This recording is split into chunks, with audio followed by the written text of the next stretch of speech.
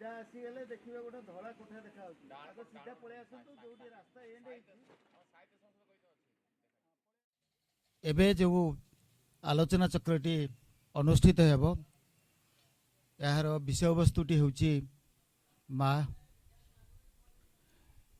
तेणु आज यही अधिवेशन रे सभापतित्व करने मो श्रीजुक्त सुदर्शन महापात्र महोदय को अनुरोध करुच्ची से आसी आसन अलंकृत करंतु। आज यही सभार मुख्य अतिथि आम समस्तंकर प्रिय ऐतिहासिक सत्यवादी बलियार सिंह महोदय को मध्य अनुरोध करुच्ची से आसन अलंकृत करंतु। एवं आजिर जे मुख्य वक्ता डॉक्टर आरती कर महोदय को मध्य अनुरोध करुच्ची आसन अलंकृत करने। आम पाखे सम्मानित अतिथि भाव अच्छी श्रीजुक्त काशीनाथ दास तांको मध्य अनुरोध करुच्ची से आसन अलंकृत करने। आमर आउ जड़े सम्मानित अतिथि अच्छा श्रीजुक्त विनायक रथ से विलंब आसबे तेणु सभा कार्य आरंभ करने मु तो निश्चिंत भाव अनुरोध करी सभापति महोदय को ता पूर्वर अतिथि मानू अनुरोध करुच्ची से माने पुष्पमाल्य जगन्नाथ पाखे दवापाई। ओम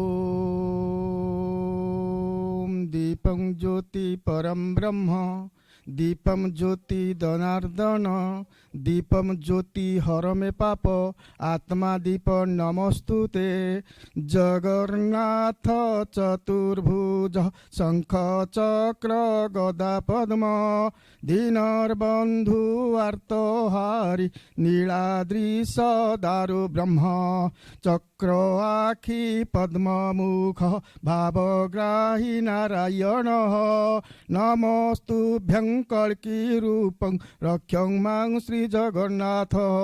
ओम नीलाद्रौ शंख मध्य शतदल कमले रत्न सिंहासनस्थं सर्वालंकार युक्तं नवघन रुचिरं संयुक्तं चाग्रजेन भद्राय्याः वाम भागे रथचरण युक्तं ब्रह्म रुद्रेन्द्र वन्द्यं वेदानां सारमेकं स्वजन गुण परिवृतं ब्रह्म दारु स्मरामि। ओम नीलाचल निवासाय निताय परमात्मेन बलभद्र सुभद्राभ्यां जगन्नाथाय ते नमः। ओम नीलाद्रौ शंख मध्य शतदल कमले रत्न सिंहासनस्थं सर्वालंकार युक्तं नवघन रुचिरं संयुक्तं चाग्रजेन भद्राय्याः वाम भागे रथचरण युक्तं ब्रह्म रुद्रेन्द्र वन्द्यं वेदानां सारमेकं स्वजन गुण परिवृतं ब्रह्म दारु स्मरामि। ओम कृष्णाय वासुदेवाय देवकीनंदनाय। सभा कार्य आरंभ करने विशिष्ट पाला गायक कवि ए अंचलर एक नामजादा मनीषटीए स्नेही मनीषटीए से होचंती सुदर्शन महापात्र महोदय। करताली रे आमे आजिर कार्यक्रम सभापतित्व करुथुबा सभापति सुदर्शन महापात्र महोदय को मोर विनम्र प्रणाम एवं तांको निवेदन रखिबी सभा कार्य को परिचालना करिवे तांकरी ढंगरे तांकरी शब्दर चातुरी रे। सुदर्शन महापात्र महोदय आजिर सभापति। जय जगन्नाथ। उपस्थित मंचासीन बंधुगण एवं पूर्वभागे उपविष्ट समस्त ज्ञानी गुणी विबुद्ध मंडली आमरी सत्य विकास परिषदर सभ्य सभ्यवृंद समस्त को स्वागत संबर्धना ज्ञापन करुच्ची एवं मने मने चिंता करुच्ची 2 दिन तले पुरी रे जो राज्य पालागायक सम्मेलन है से पालागायक सम्मेलन रे मोर अनिच्छा सत्वे जगन्नाथंकर इच्छा को सम्मान दे मुझे मंदिर बेढ़ा परिक्रमा कली एवं परिक्रमा बेले जो अद्भुत घटना घटिला एवं मु जहाँ उपलब्धि कली से सब जगन्नाथंकर कृपा बोली मोर मने मने मु चिंता कर नेली ସେଇଭଳି ଭାବରେ ସମ୍ମିଳନୀରୁ ଆସିବା ପରେ ରମାକାନ୍ତ ବାବୁଙ୍କର ଫୋନ୍ ପାଇଲେ ଆପଣ ସଭାପତିତ୍ୱ କରିବେ ବୋଲି। ଇଏ ତ ଜଗନ୍ନାଥଙ୍କର ଏକ ଅପାର କରୁଣା, କାରଣ ମୋ ଜୀବନ ସାରା ମୁଁ ଖାଲି ସମ୍ପାଦକ ହେଇ ଆସିଛି। ରାଜ୍ୟ ପାଲା ଗାୟକ ପରିଷଦର ସମ୍ପାଦକ, ମାନେ ବିଭିନ୍ନ ସମ୍ପାଦକ ପଦରୁ ସାଧାରଣ ସମ୍ପାଦକ ଏବଂ ବର୍ତ୍ତମାନ ମଧ୍ୟ ରାଜ୍ୟ ପାଲା ଗାୟକ ଟ୍ରଷ୍ଟ ବୋର୍ଡର ସମ୍ପାଦକ ହିଁ ରହିଛି। ତେଣୁ କେବଳ ସମ୍ପାଦନା କାର୍ଯ୍ୟ ମୋତେ ଜଣା। ମୋ ସଭା ପରିଚାଳନା କରନ୍ତି ସଭାପତି।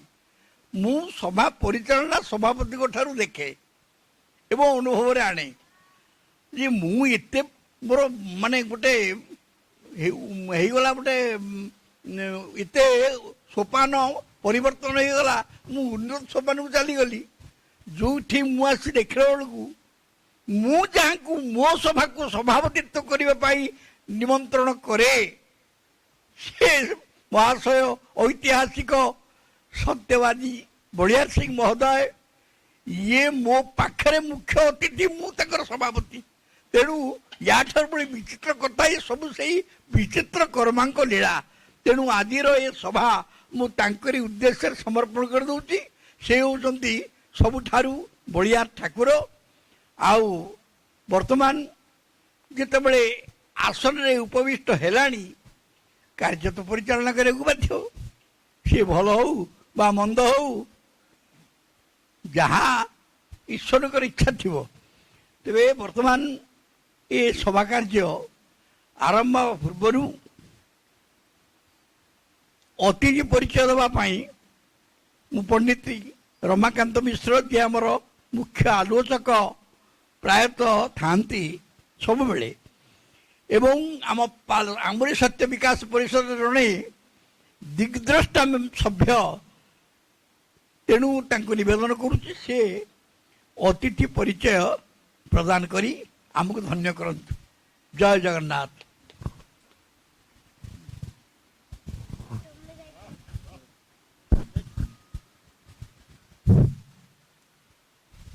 जय जगन्नाथ। नीलाचल निवासाय नित्याय परमात्मने बलभद्र सुभद्राभ्याम जगन्नाथाय ते नमः।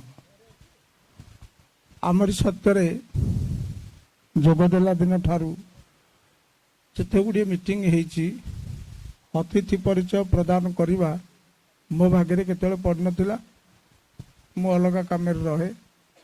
आज प्रमोद सार को कहवा सत्वे मु अतिथि परिचय प्रदान करने बाध्य होची।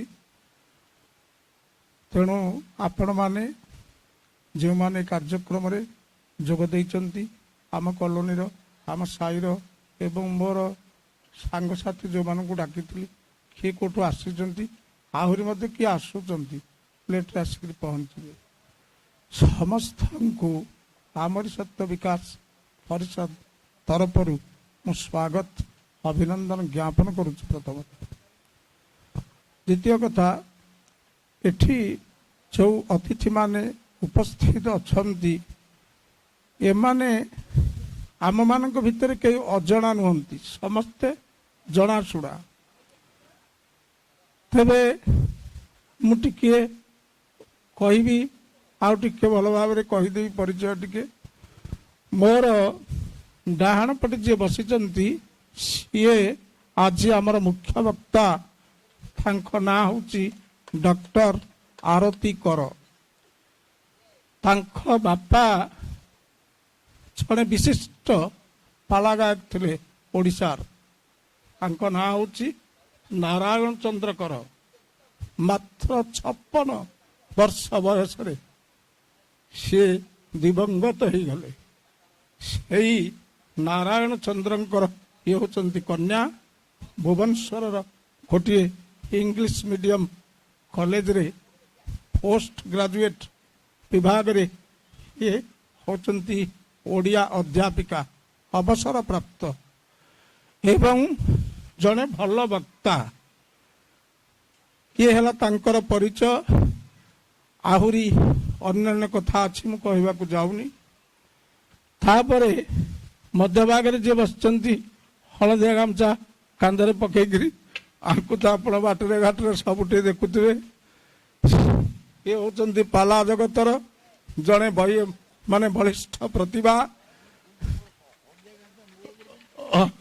ଆଚ୍ଛା, ସିଏ ତାଙ୍କ ନାଁ ସୁଦର୍ଶନ ମହାପାତ୍ର, ଅବସରପ୍ରାପ୍ତ ଜଣେ ପ୍ରାଥମିକ ଶିକ୍ଷକ ସେ ଥିଲେ ଏବଂ ବୟସ 83-84 ପଦାର୍ପଣ କରି ଯୁବକ ପରି ମଧ୍ୟ ଶକ୍ତି ନେଇକରି ସେ ଚାଲିଛନ୍ତି, କାମ କରି ଚାଲିଛନ୍ତି ଏବଂ ବହୁ ସାହିତ୍ୟ ଅନୁଷ୍ଠାନ, ଆମ ଜଟଣୀର ସବୁ ସାହିତ୍ୟ ଅନୁଷ୍ଠାନରେ ସେ ମଧ୍ୟ ଜଡ଼ିତ ଅଛନ୍ତି।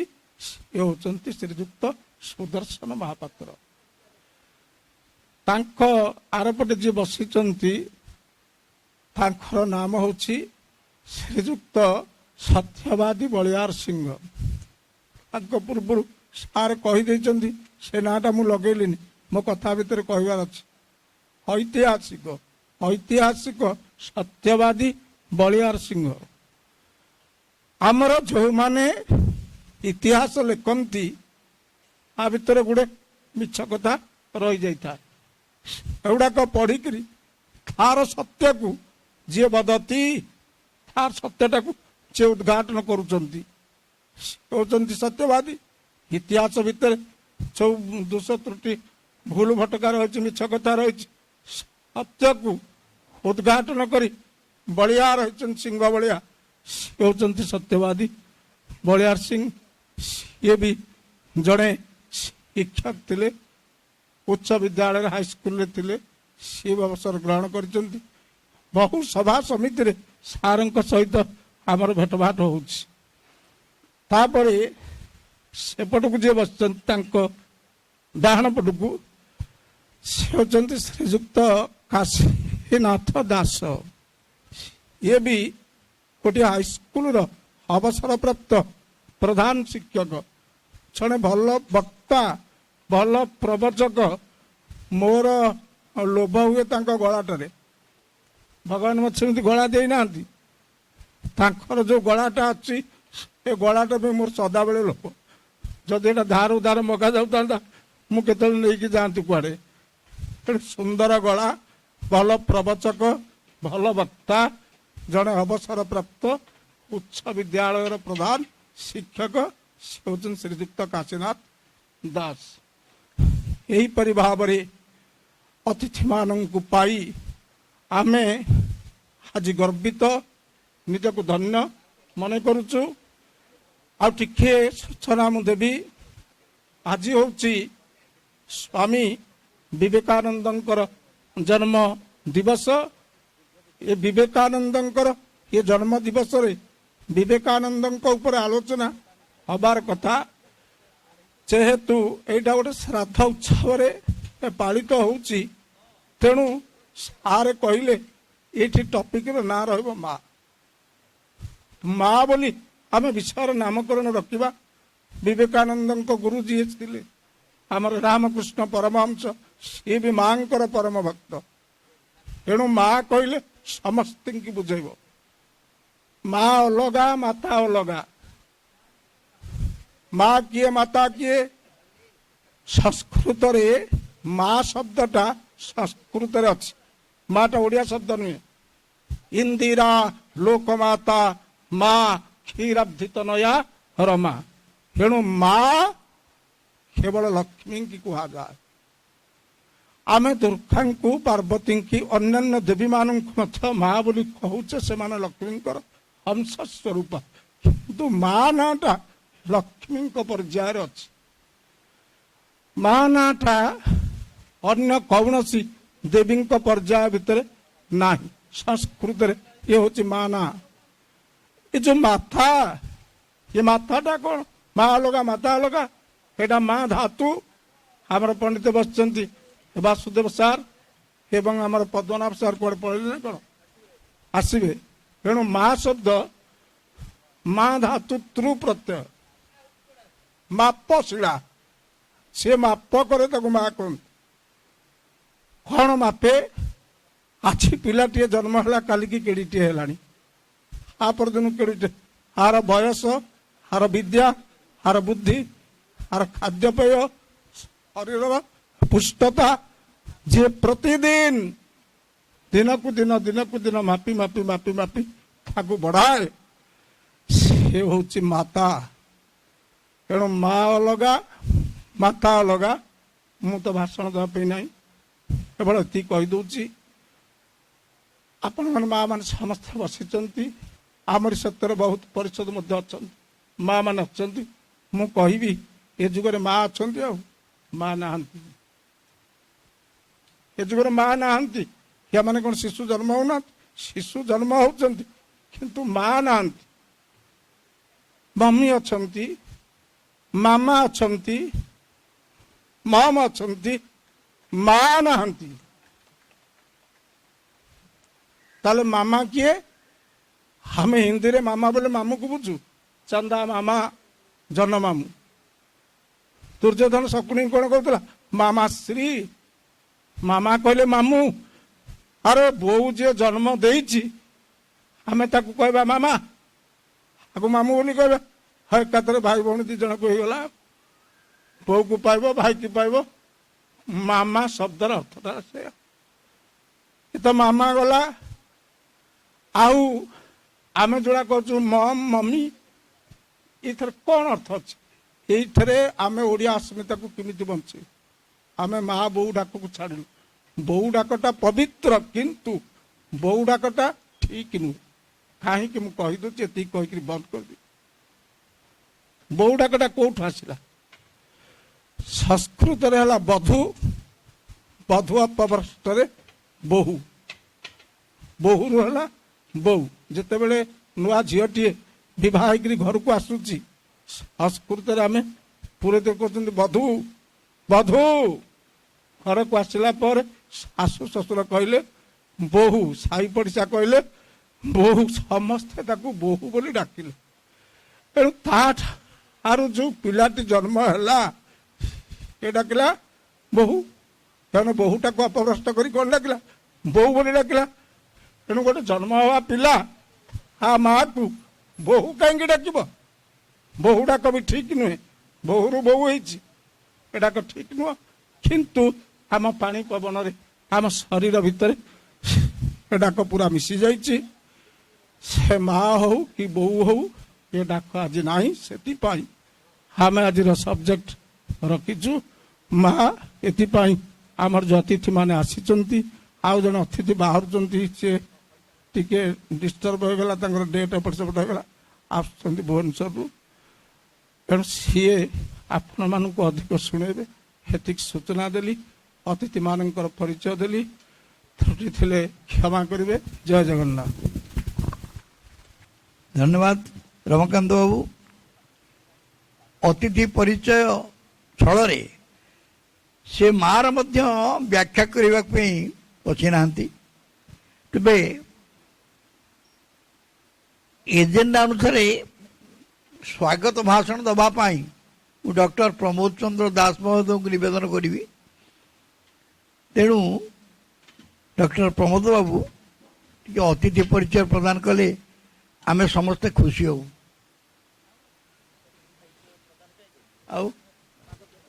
स्वागत भाषण से स्वागत भाषण अति परिचय आम पार्लार एकाठी मिसई दियो ये विभागे हो जाइए कौन सी तो अति परिचय देले आप स्वागत भाषण देवे मूल मर्म कथा आप कहे। मंचरे बसीथिबा समस्त अतिथि मानक प्रणाम एवं मो सम्मुखरे प्राय समस्ते विज्ञ अभिज्ञ एवं सम्माननीय अतिथि मानक मध्य मो मोर नमस्कार जनाऊँगी। मु गोटे ये जो स्वागत करवा गोटे पारंपरिक जिनसटे जेहेतु ये ऑर्गेनाइजेशन अच्छी तेणु मते स्वागत करने को पड़े।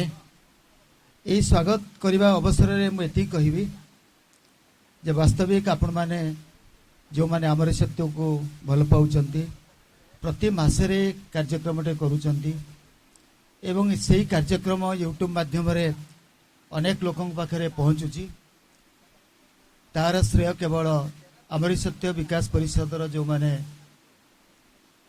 सभ्य अच्छा सभ्या अच्छा से निश्चित भाव में जीव आ जो मैंने आ सहित जोड़ी होती से तार मधुरता को अनुभव करुँच मु प्रथमे रमाकांत बाबूंकर धर्मपत्नी से जोड़ी था ना कहीं वास्तविक तांकरी उद्देश्य को लेकिरी माँ विषयटी को आम आज प्रसंग रखीचु एवं माँ विषय में आलोचना करुचु। आपण माने समस्ते जानती माँ जे कि बो सार जमती कहले मामा बा मम से जाऊ ना कहीं सेटा होचे गोटे अंतररू आसुथिबा संबोधन जेते बेले अतीत थिला सेते बेले पुराना कथा को मन पकेबा सेते बेले मार केवल दायित्व थिला पिलाटिए जन्म करिबा तार जत्न नबा एवं गृहर कार्य करिबा एटा एंशिएंट पीरियड कथा कहूची। तापरे जेते बेले हमर बुद्धिस्ट पीरियड आसिला सेते बेले माँ को भारी सम्मान दियागला एवं समस्ते माँ को भल पाती बोलिकी कहगला माँ ठारू बेस्ट कहीं नुहंती बोली दर्शागला से बुद्धिस्ट फिलोसफी रे कहगला जे माँ को जमती आम भल पाचे पृथ्वीर समस्त व्यक्ति मानू आमको भल पाया पड़ो। ब्रिटिश पीरियड जिते आसला सेते आम आउ मदर रोलटा टिके डाइवर्ट हो गला ट्रेड एंड कॉमर्स से माने घर काम करने सहित वाणिज्य व्यवसाय कले एवं तत्सहित राजनीति रे निजको सामिल करदे। ब्रिटिश पीरियड पर जिते बड़े आमर स्वाधीनता आम पाइले सेते आमर नारी नेत्री माने सृष्टि हेले एवं से माने वाणिज्य करने सहित राजनीति एपरी भाव में निजको सामिल करने एवं से माने प्रायतः पुरुष मान ठारू अधिक प्रभावशाली एवं इंडस्ट्रियलाइजेशन जो होची इंडस्ट्रियलिस्ट भितर महिला मानकर संख्या कम नुह। तेणु वर्तमान जो माँ से प्रायतः इच्छा करूनी मो पिलाटिए जन्म करी बोलिकी तार लालन पान करी ताकू बढ़ेबी ताकू मनीष करेबी सेटा केतेकांश से चेष्टा कले करि पारुनी कहीं ता पाखरे अच्छी कौन ना चाप अच्छी घरोई चाप अच्छी सामाजिक चाप अच्छी एवं जोठी से कार्य करुची तार भी चाप अच्छी आईटी सेक्टर रे जेते मम माने अछंती से मानकर इते चाप अच्छी जहाँद्वारा कि से पिलाटी को मनीष करने प्राणपणे चेष्टा करुचंती से निज पिलार जत्न नहीं पारुना शाशु शशुर जत्न कौन ने भाई भौणी मानकर कौन जत्न ने कहार जत्न नाक पाखे समय ना। मोर एत गुड़े कथा कहबार उद्देश्य होची आमे समस्ते शिक्षक मान को बहुत भल पाऊ तेणु शिक्षक आपण मैंने जानते शिक्षक teacher is 10 times better than the tutor आउ father is the 100 times better than the teacher but mother is 1000 times better than the father।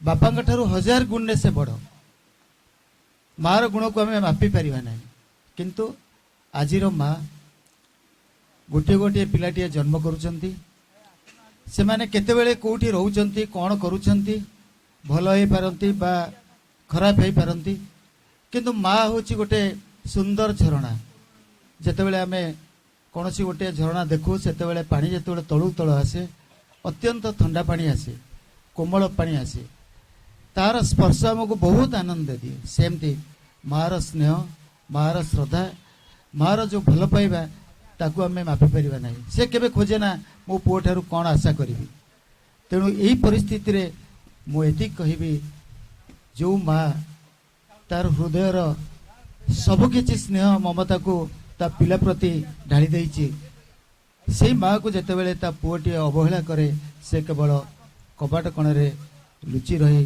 घर भितर कबाट दे केवल कांदिबा छड़ा तार अन्य उपाय नहीं। सेमती जो बाप माँ को पुओ झील माने वृद्धाश्रम को पठे दियंती से मानकर जत्न नियंती नहीं, से को प्रकार पिला एवं से मार स्नेहर प्रतिदान को रूप में दौरान ताहा आज समाजर प्रश्नवाची। तेणु माँ विषय जदि आलोचना करुचे प्रथमे आम आज आम निज माँ कथा मन पकईवा, माँ को स्नेह श्रद्धा करवा, माँ जी पारिबा जत्न करवा, माँ जो आनंदाश्रु सेटा आमको आगक नबाको बहुत साहाय्य करिवो। सतरे माटी मोर केड़े निजर तापरी कई ना, एटा वास्तविक सत्य। तेणु माँ को आज सम्मान देवार बेला आसी, हतादर कर बेला आसी, ये कही रोचे। समस्त को मोर प्रणाम। डॉक्टर प्रमोद चंद्र दास महोदयंकर ये जो स्वागत भाषण छल से मार जो उत्कर्षता प्रतिपादन कले ता वास्तविक सुंदर एवं ग्रहणयोग्य। ये हूँ विश्वर गोटे चिरंतन सत्य जे माँ ठार बड़ कई ना। कारण वेद आमर कहे मातृदेव भव, पितृदेव भव, आचार्य देव भव, अतिथि देव भव। ये जो चारिटी भितर प्रथम स्थान हूँ माँ। आमे आग मार पूजा करवा, तापर बापांकर पूजा करवा, तृतीय गुरुंकर पूजा करवा, चतुर्थ अतिथिंकर पूजा करवा। ये जो वेद हिंदू मानकर मूल धर्म ग्रंथ जदि हिंदू मान को पचरा जाए, हिंदू पिला मान को पचरा जाए, हिंदू मानकर धर्म ग्रंथर ना कौन से माने कहबा को असमर्थ हे। जदि गोटे मुसलमान पिला को पचरा जाए तुम धर्म ग्रंथर ना कौन से सांगे सांगे कहब कुरान। गोटे ख्रीस्टियान पिला को पचरा गले से सांगे सांगे कहब आम धर्म ग्रंथ बाइबल। किंतु हिंदू संतान असुविधार पड़ जाए, मु कौन कहबी? गीता कहबी ना, वेद कहबी ना, भागवत कहबी ना, पुराण कहबी, कौन कहबी?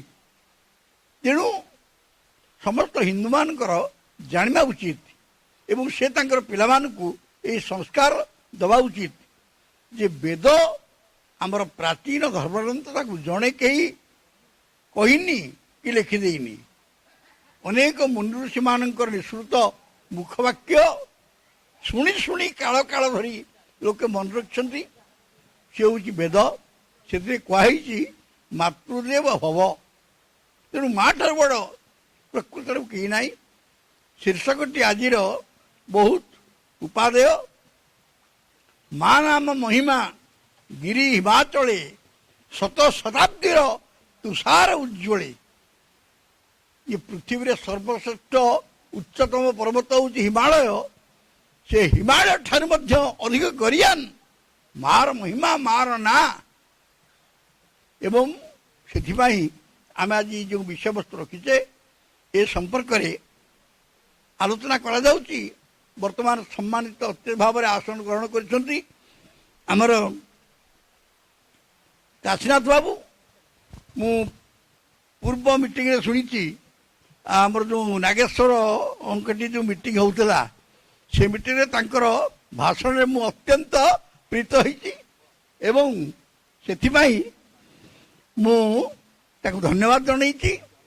एवं तांकर भाषण भितर बहु उपादेयपूर्ण कथा रही। अनुरोध करी सी यही माँ विषय रे तांकर प्रवचन भाषण से तो जड़े माने प्रवक्ता, जड़े प्राबंधिक, जड़े उच्चकोटीर वक्ता। तेणु जो भाव में तांकर मौलिक उद्देश्य को सार्थक करी से संपर्क में किसी दीक्षांत भाषण दवापाई मुझे अनुरोध रखी। जय जय।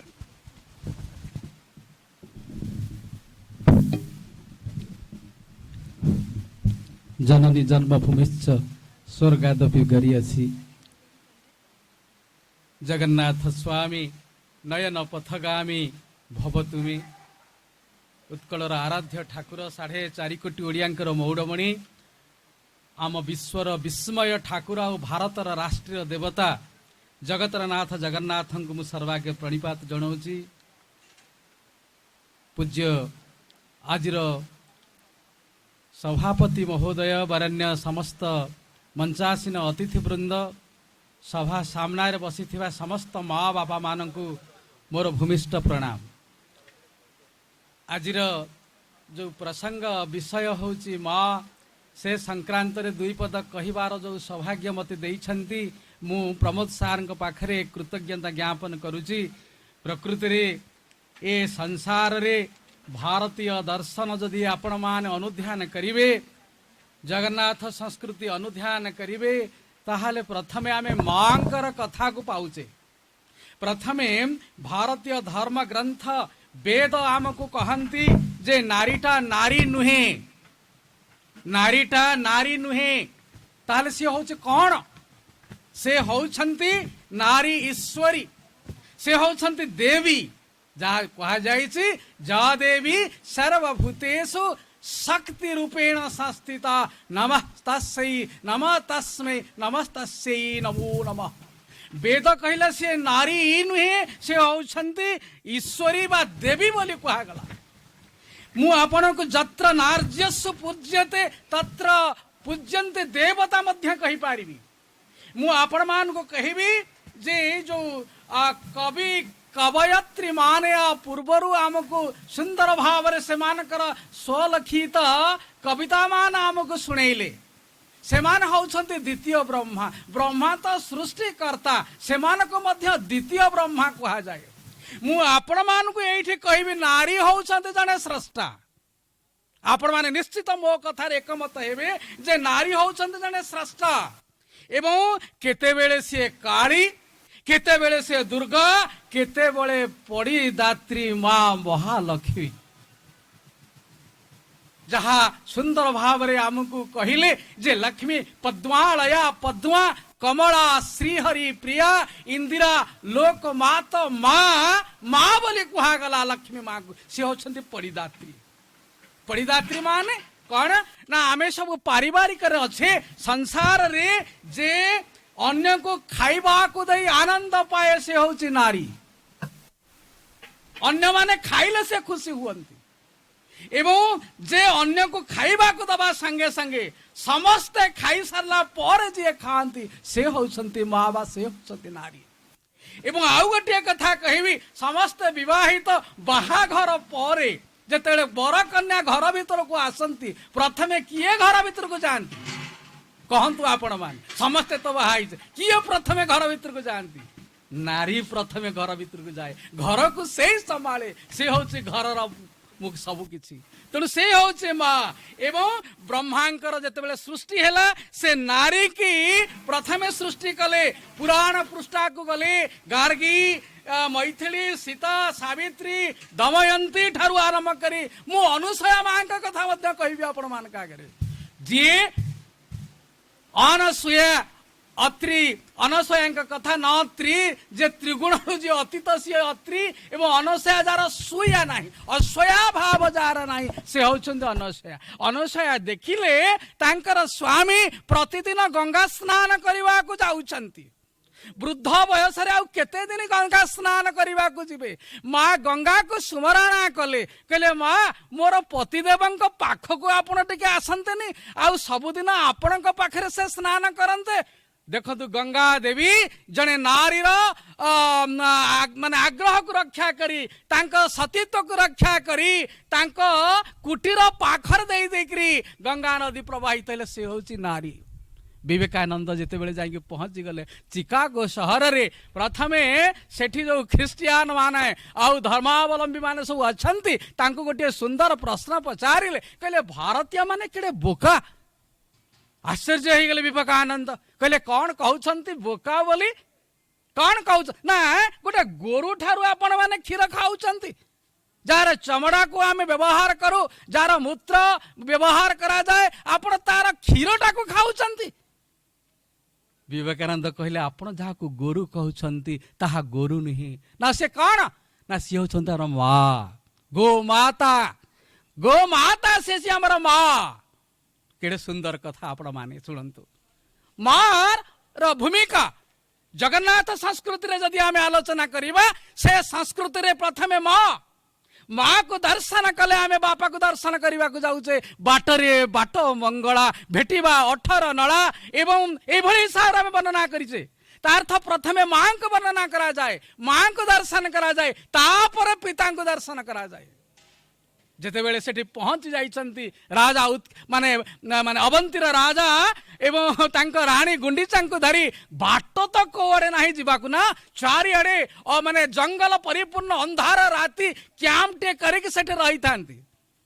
ସେଦିନ ରାତିରେ କପୋତ କପୋତୀ ମାନେ ଯୋଡ଼ିଏ କପୋତ କପୋତୀ ଗଛ ଡାଳରେ ବସିଥାନ୍ତି। ଆଉ ରାଜା ଇନ୍ଦ୍ରଦ୍ୟୁମ୍ନ ଆଉ ରାଣୀ ସେଠି ବସିଥାନ୍ତି ତଳେ, ଏବଂ ରାଣୀ କହୁଥାନ୍ତି, କହିଲେ ଆଜି ଯଦି ମୁଁ ନୀଳମାଧବଙ୍କର ଦର୍ଶନ ନ ପାଇବି ତାହେଲେ ଏଇଠି ପ୍ରାଣତ୍ୟାଗ କରିବି। କପୋତୀଟି ଦେଖି ଶୁଣିଲା, କହିଲା ଶୁଣୁଛଟି ଇଏ କଣ ଏମିତି କଥାବାର୍ତ୍ତା ହଉଛନ୍ତି? ନା ସେମାନେ କହୁଛନ୍ତି ଆଜି ରାତିରେ ମରିଯିବେ। ନା ମରିବାର କାରଣ କଣ? ନା ଯଦି ନୀଳମାଧବଙ୍କୁ ଦର୍ଶନ ନ କରିବେ ତାହେଲେ ସେ ମରିଯିବେ। ନା ଏତେ କଥା, ମୁଁ ଗୋଟେ ମା ନା ନାହିଁ, ମୁଁ ଗୋଟେ ମା, ମୁଁ ମାଟା ଥାଉ ଥାଉ ପିଲା ଗୁଡା ମରିବେ ସେ କଥା ମୁଁ କରାଇ ଦେବିନି। ମୁଁ ତାଙ୍କୁ ନୀଳମାଧବ ଦର୍ଶନ କରିକି ନେବି। ଏବଂ ସିଏ ମାଙ୍କୁ ପହଞ୍ଚି ଯାଇଛନ୍ତି ଆସିକି, ଅନ୍ଧାର ରାତିରେ କିଛି ଦେଖାଯାଉନି। 2 ଜଣ ତାଙ୍କୁ କହିଛନ୍ତି କାହିଁକି ତମେ କାନ୍ଦୁଛ, ଆସ ମୁଁ ତମକୁ ନୀଳମାଧବ ଦର୍ଶନ କରାଇ ନେବି। ସାଙ୍ଗରେ କହିଲେ ଆମେ ତ କିଛି ଜାଣିପାରୁନୁ କୋଉଠି ଆପଣ ଅଛନ୍ତି। ସିଏ ଗୋଟେ ଦୀପ ଲଗେଇ ଲଗେଇ ଚାଲିଲେ। ଯୋଉ ଦୀପ ପ୍ରଜ୍ୱଳନ କରାଯାଏ ଜଗନ୍ନାଥ ସଂସ୍କୃତିରୁ ସେଇ ଦୀପ ପ୍ରଜ୍ୱଳନ ଆସିଛି। ଏବଂ ପ୍ରଥମେ ଦୀପ ଦେଖେ ଦେଖେ ଗଲେ, କହିଲେ ମା ଆପଣ ଦୀପ ଦେଖାଉଛନ୍ତି, ଏ ଅନ୍ଧାର ଘାଟିରେ ଆମେ କିଛି ଶବ୍ଦ ନାହିଁ, କୋଉ ଆଡେ ଆପଣ ଯିବୁ। ସେଇଠି ମା ପ୍ରଥମେ ହୁଳହୁଳି ଟିକେ ପକାଇଛନ୍ତି, ଯାହା ଜଗନ୍ନାଥ ସଂସ୍କୃତିରେ ଆସୁଛି। ମା ମାନଙ୍କର ମୁଖ ବାଦ୍ୟ ବୋଲି ତାଙ୍କୁ କୁହାଯାଏ, ଯୋଉ ବାଦ୍ୟଟା ମଙ୍ଗଳ ବେଳେ କାମ କରାଯାଏ।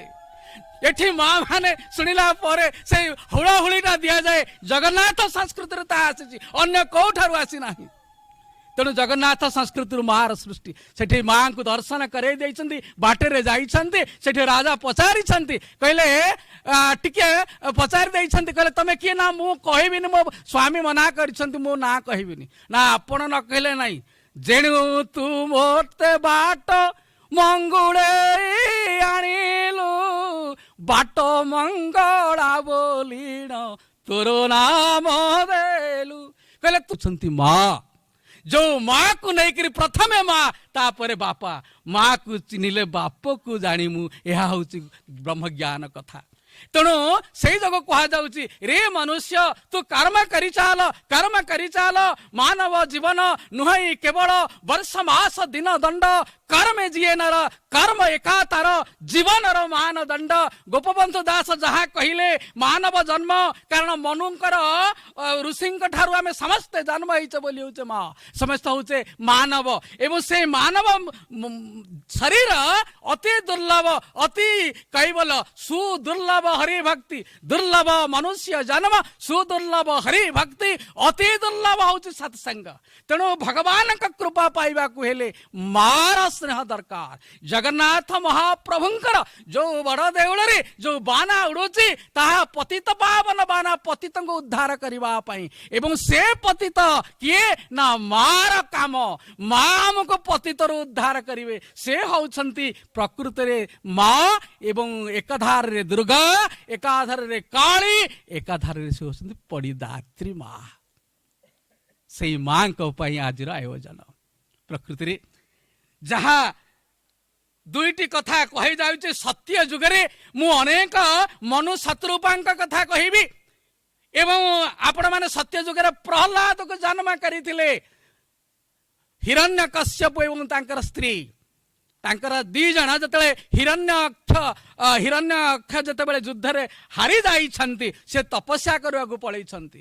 ଦେବତା ମାନେ ବହୁତ କୂଟ କରିଛନ୍ତି ଏବଂ ତାଙ୍କ ତପସ୍ୟାରୁ ତାଙ୍କୁ ବିଘ୍ନ କରିଛନ୍ତି।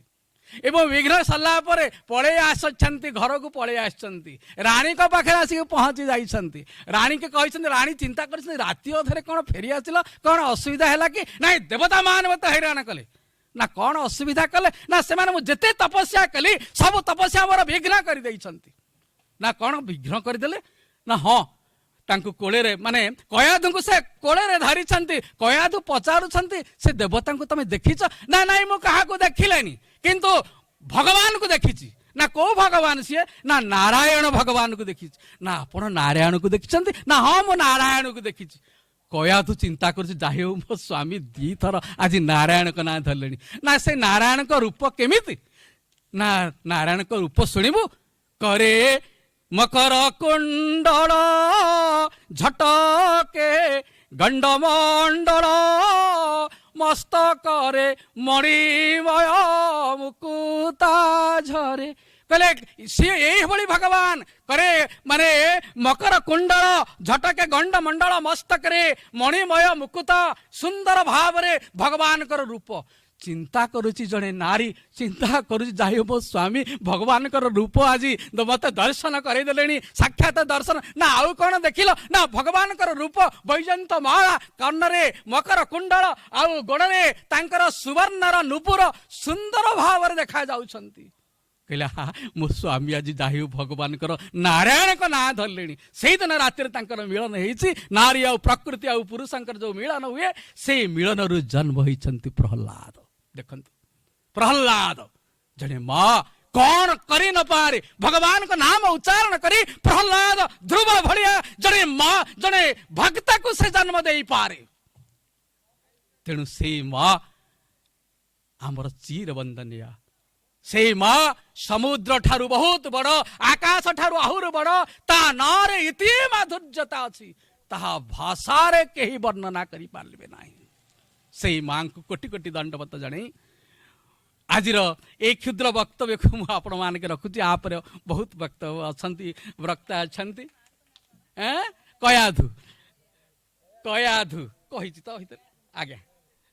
ଆଉ ସୁନ୍ଦର ଭାବେ ମତେ ପ୍ରମୋଦ ସାର୍ ସୁନ୍ଦର ଭାବରେ ସୁଯୋଗ ଦେଇଛନ୍ତି। ଆଉ ମୁଁ ତାଙ୍କ ପାଖରେ ଚିର ନମସ୍ୟ।